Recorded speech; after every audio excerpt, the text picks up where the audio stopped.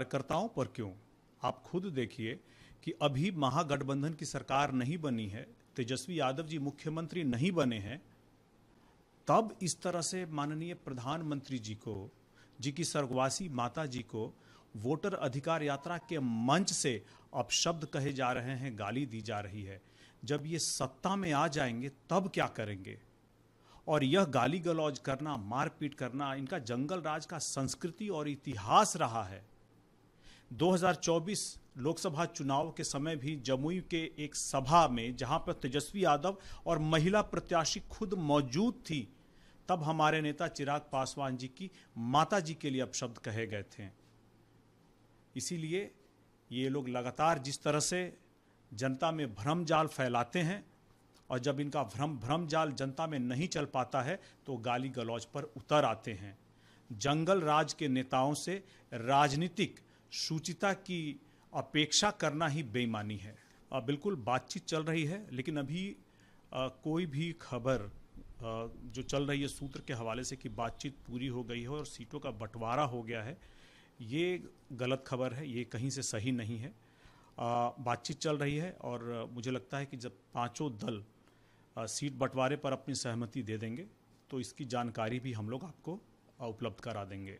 देखिए, कुछ सीटों पर हम लोग चुनाव लड़ना चाहते हैं और ये बात हम लोगों ने भाजपा के सामने भी रखी है। आपसी बातचीत चल रही है।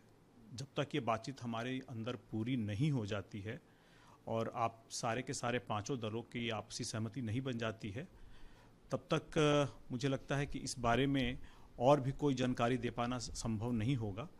एक बार बातचीत पूरी हो जाने दीजिए, हम लोग आपको बातचीत में क्या फाइनल होता है इसकी जानकारी भी उपलब्ध करा देंगे। देखिए, हमारी पार्टी लोक जनशक्ति पार्टी, आप याद कीजिए पूर्व में जब हमारे पार्टी के संस्थापक हम लोगों के बीच मौजूद थे और 2000 में पार्टी बनी थी, उसके बाद से लेकर के जनता दल यूनाइटेड के साथ हम लोगों ने कोई बिहार विधानसभा चुनाव नहीं लड़ा है। ये हम लोगों के इतिहास में, पार्टी के इतिहास में और जनता दल यूनाइटेड के इतिहास में पहली बार होगा कि हम लोग एक साथ बिहार विधानसभा के चुनाव में जा रहे होंगे। आप याद कीजिए कि 2015 में हमारी पार्टी एनडीए में रहते हुए 43 सीटों पर चुनाव लड़ी थी। 2000 के बिहार विधानसभा चुनाव में, 2020 के बिहार विधानसभा चुनाव में हम लोग 137 सीटों पर चुनाव लड़े थे। मेरी समझ से, और ये मेरा व्यक्तिगत विचार हो सकता है, कि कोई भी सम्मानजनक समझौता एनडीए में इन्हीं दो। So watching the video, if you like it, please press the like button, share your views in the comment section, and please subscribe to India News TV for more such updates.